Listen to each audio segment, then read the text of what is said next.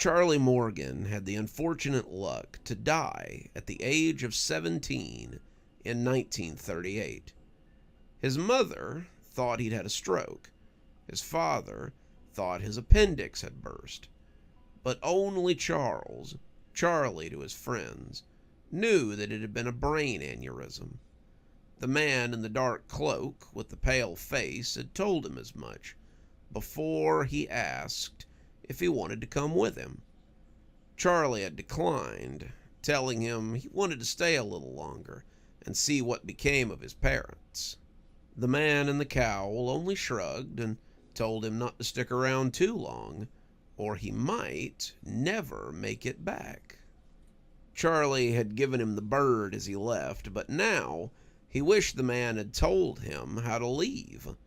It turned out that it was a hell of a lot easier to die than it was to know what to do after you were dead. Charlie had watched his parents age 20 years after his death, and both of them had finally sold the house at the ripe old age of 60 and gone on to whatever life they had left after that. Charlie couldn't follow them. He had died in the house, and he was tied to the house. But that was okay. His parents had been a little boring, but the people who moved in afterwards had been fun. His parents had moved out in 1960, and Charlie had had the house pretty much to himself since then. In that time, 14 families had lived in the house that he died in. Some of them he scared. Charlie turned out to be pretty good at being scary. Some of them he just watched, wanting to see how other families were and what they did. Those were fun.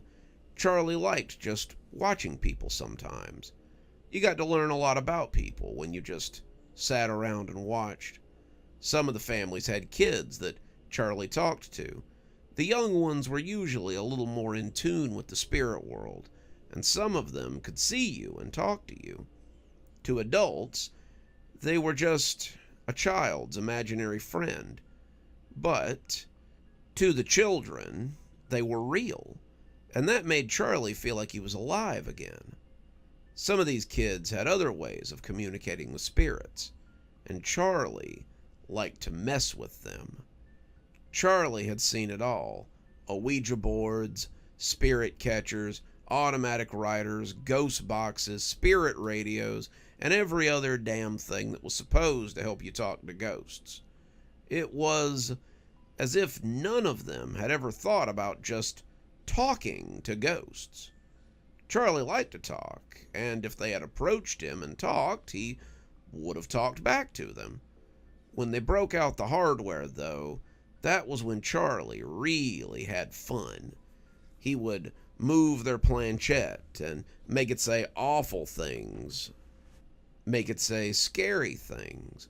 He would crumble up their spirit catchers, throw them in the garbage can, and he would whisper disturbing things into their spirit radios, or make their spirit boxes send back strange and often cryptic answers.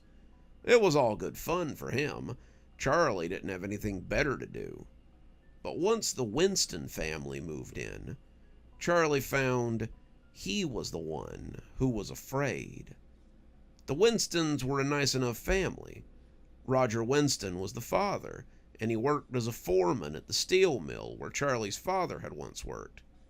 Probably wasn't the same mill as it had been in 1930, but Charlie had only been there once on a class trip, so he really didn't have any way to know. Patricia Winston was a stay-at-home mother who puttered around the house and kept the place clean enough. She liked to watch daytime talk shows, and Charlie found that he liked Maury Povich and Jerry Springer enough to sit in the living room while she cleaned and soaked up the drama. The shows were full of emotions, and to a ghost, emotions are better than a piece of chocolate cake. Then there were the children, Terry and Margaret Winston. They were 12 and 16, respectively, and though they believed in ghosts, they didn't seem to believe in Charlie. Their friends told them stories about the ghosts that lived in the haunted house that their parents had bought, But the two kids just waved it off as superstitious nonsense. Margaret was too busy worrying about boys, way too busy to worry about ghosts at least, and Terry fancied himself a man of science and believed that there was really a scientific reason for whatever anomalies were happening in the house. There would be no talking to these two. Charlie was sure of that. Then came the Halloween party that changed everything. The Wilson parents had gone out of town to help with the funeral arrangements for Mrs. Wilson's beloved aunt. They had left Margaret in charge, telling her she was not to have people over and she was not to do anything reckless while they were away. Margaret's response was to have a little get-together with some of her friends and let Terry invite a few of his friends over too. Some of them brought alcohol and music and scary movies and things to while away the evening. But one of Margaret's friends brought over an Ouija board, and Charlie saw his chance to have a little fun. He started with the usual ghostly pranks, spelling out strange things with the planchette, pretending to be different people, and generally making those involved feel nervous. All the people assembled looked amused, but definitely on edge. All but one. She had a knowing look about her, a look that told Charlie she had done this sort of thing before. She looked at Charlie's antics without much fear and without much apprehension, and when she had the rest of them clasp hands, she knew what she was doing. There may be a capricious spirit here, but I'm not trying to talk to someone who knows nothing outside the walls of this home. I read a name in one of my mother's books, and I want to talk to the entity she spoke to when she was a girl. I call upon, and when she spoke the name, it sounded too big for her mouth. It had too many consonants, not enough vowels. The words too much for anyone with a tongue to speak. The name was unknown to Charlie, and by the way it made him feel, he would have just as soon had it remain unknown. Suddenly, a presence filled the room that Charlie had never experienced before, and would just as soon has gone on not knowing about. It filled the room like smoke, its presence spilling out like the long shadows right before evening. There were few other spirits in the house, but Charlie had never seen anything like this. It was shapeless and seemed to exist only in the shadows. Its eyes, however, were flares, red coals, the two of them growing as long as the shadows, it now cast across the Ouija board. Spirit, do you walk among us? They all had their hands on the little planchette, waiting for whatever spirit the girl had called to speak. But it didn't seem to be very talkative. The girl's face scrunched up in confusion, as if she were expecting to hear something, and as the silence stretched on, Margaret leaned over and whispered something to her. The other girl told her to hush, and went back to beseeching the spirit to talk to them, but it just loomed over them and looked at the group as if it were deciding who was the tastiest to start with.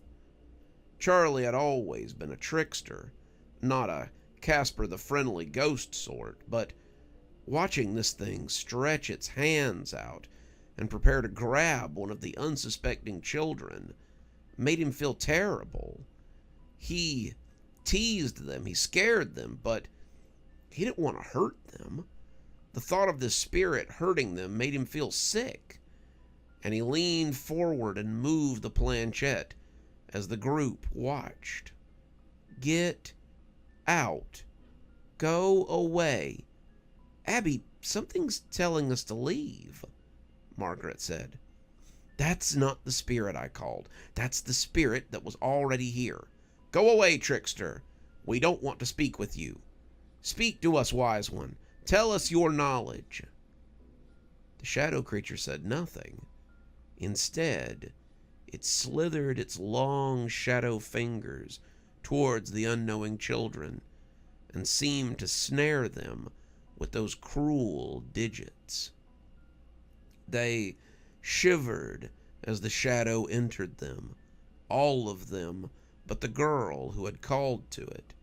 She was still bent over the board, as if she couldn't believe that it hadn't worked. Speak to us!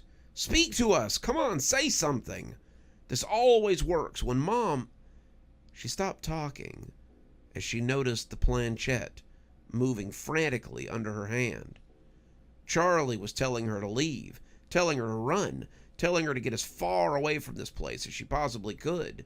He had liked to mess with the kids, but whatever was happening here was too much. The kids had begun to jerk like marionettes under the hands of someone who doesn't quite know what they're doing. Their movements looked sick and uncoordinated, their bodies scrunched up like bugs trapped in a bug zapper. The girl who had summoned the creature didn't notice. How could she? She was still looking at the Ouija board like it had all the answers to all the questions that anyone could ever ask. She went right on reading Charlie's messages, her mouth scrunching up as she sounded out the words, and then she shook her head and looked around the room as if she intended to laugh and just couldn't bring one to the surface. Run? Why would I run? I'm not in any danger. I've never been in any danger. This entity is an old friend. He wouldn't... That was when she seemed to notice the kids around her had changed. Two of them, girls that Charlie had never learned the names of, were smiling a little too wide, and in a way that made him think their jaws might be broken. Margaret had blood running down her cheeks as her fingers seemed to be trying to tear out her own eyelashes.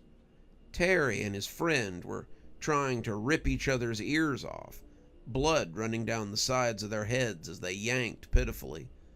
The smiling girls had already begun to tear their clothes off, and the whole room began to stink with the smell of fresh blood. Charlie remembered that smell. His mucus and bile had smelled like blood towards the end. He had coughed it up in great gouts as his mother sat crying. But Charlie didn't think there had been quite this much blood. The children fell on her, pushing the would-be mystic into the floor on top of the Ouija board. They ripped at her, their fingers tearing her clothes, and then her skin, and then pulling at her bones. She started to scream, but it only lasted until they found her vitals.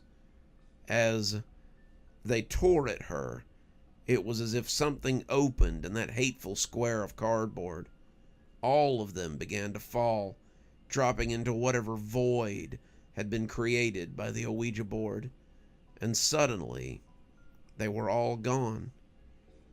With its sacrifice taken, the spirit turned its eyes up to Charlie, and it spoke inside his head in a voice that would have sent most people running for their lives.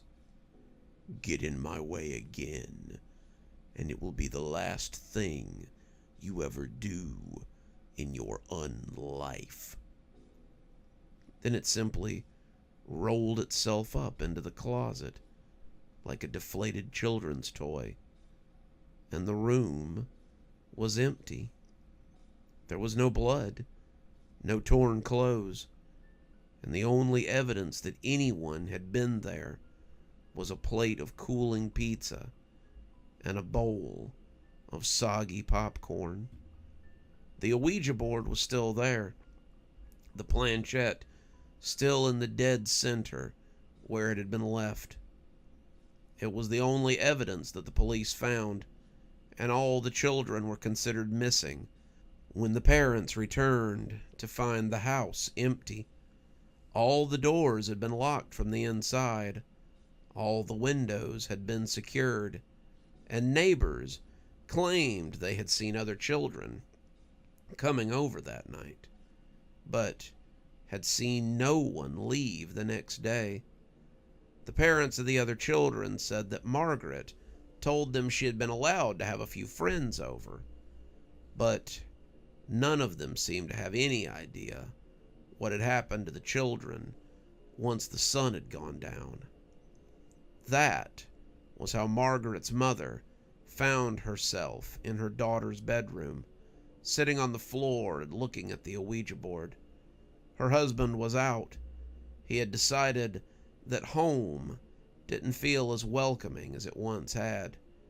She was drunk on cooking sherry and drowsing against her daughter's nightstand. When the planchette began to move on the board, she thought she was imagining things. When it began to find the letters on that sinful piece of cardboard, she sat up and took notice. It returned to the middle and then started again, spelling out the same message before returning to the middle again and again. He took your children. He took them somewhere that no one can go. Even though he hadn't been strong enough to stand up to the spirit, Charlie wanted to give her something his own mother had not been allowed to have. He wanted the woman to have a little bit of closure, and if it gave her comfort, then he supposed it would be worth something. Good evening, everyone. It's me, Dr. Plague. Thank you so much for joining us for tonight's show. If you think you might like a little more spooky in your life, then please feel free to click on one of the videos we have up here. Maybe look at one of the playlists if you're trying to get caught up. I know, there's so many videos on the channel. There's so many series that are going at the same time. Sometimes you just need a little refresher course, and I gotta say, I always enjoy the views. If you're not subscribed, feel free to hit that subscribe button. Maybe hit the bell so you don't miss anything. We upload a lot on this channel, so you won't want to miss a single story as they come out. If you'd like to support the channel, you can click on the Amazon link down there. There's quite a few books in my Amazon account. You can have a look, and if you'd like a signed copy, get up with me through email, and I'll be happy to work something out with you. Also, there's links to my Patreon, and you can become a member on the channel if you'd like your spooky a little bit early. Patrons and members on the $5 tier get their videos 12 hours early. That's in the morning as opposed to in the evening. Patrons at the $10 level also get a signed copy of my book anytime I write one. Speaking of my patrons, you should see them appearing right now. Just wanted to take a minute to say how much I appreciate all of you. Patrons, subscribers, however you give to the channel. I really appreciate everything you do, and it truly touches me that you have chosen to support the channel in this way. Well, that's enough for now. Till next time, Dr. Plague, signing off. Have a wonderful evening.